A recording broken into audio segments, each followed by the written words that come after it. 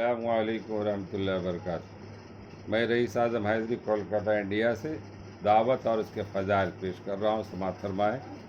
حضرت محمد بن عثمان اپنے دادا حضرت حشب رضی اللہ تعالیٰ عنہ سے روایت کرتے ہیں کہ جب اللہ تعالیٰ نے رسول اللہ صلی اللہ علیہ وسلم کو غلبہ دے دیا تو میں نے عبد شر کے ساتھ آپ کی خدمت میں 40 سواروں کی ایک جماعت بھیجی۔ وہ میرا خط لے کر رسول اللہ صلی اللہ علیہ وسلم کی خدمت میں پہنچے۔ رسول اللہ صلی اللہ علیہ وسلم نے پوچھا تمہارا نام کیا ہے؟ انہوں نے کہا میرا نام عبد شر یعنی برائی والا ہے۔ آپ صلی اللہ علیہ وسلم نے ارشاد فرمایا نہیں بلکہ تم عبد خیر بھلائی والے ہو۔ پھر آپ صلی اللہ علیہ وسلم نے انہیں اسلام کی دعوت دی، وہ مسلمان ہو گئے۔ آپ صلی اللہ علیہ وسلم نے ان کو اسلام پر بیعت فرما لیا۔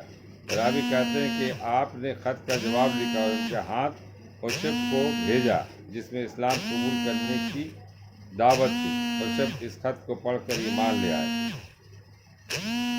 حضرت منیب عاجی رضی اللہ تعالیٰ عنہ فرماتے کہ میں نے رسول اللہ صلی اللہ علیہ وسلم کو اپنے زمانہ جاہلیت میں دیکھا۔ آپ فرما رہے تھے لوگو لا الہ الا اللہ کہو کامیاب ہو جاؤ گے۔ میں نے دیکھا کہ ان میں سے کوئی تو آپ کے چہرے پر تھوک رہا تھا اور کوئی آپ پر مٹی ڈال رہا تھا اور کوئی آپ کو گالیاں دے رہا تھا، اور یوں ہی ہوتا رہا یہاں تک کہ آدھا دن گزر گیا۔ پھر ایک لڑکی پانی کا پیالہ لے کر آئی جس سے آپ نے اپنے چہرے اور دونوں ہاتھوں کو دھویا اور فرمایا میری بیٹی، نہ تو تم اپنے باپ کے اچانک قتل ہونے سے ڈرو اور نہ کسی قسم کی ذلت کا خوف رکھو۔ میں نے پوچھا یہ لڑکی کون ہے؟ لوگوں نے بتایا کہ رسول اللہ صلی اللہ علیہ وسلم کی بیٹی حضرت زینب رضی اللہ تعالیٰ عنہ ہیں۔ وہ ایک خوبصورت بچی تھی۔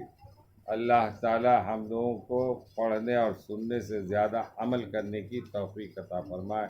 وما علینا الا البلاغ، اور دعوت دین دیتے رہیں، خوف نہیں کریں، چاہے راستے میں جتنے بھی آپ کی دشواریوں کا سامنا کرنا پڑے۔ دعوت حق دینا ہے، دعوت اللہ دینا ہے۔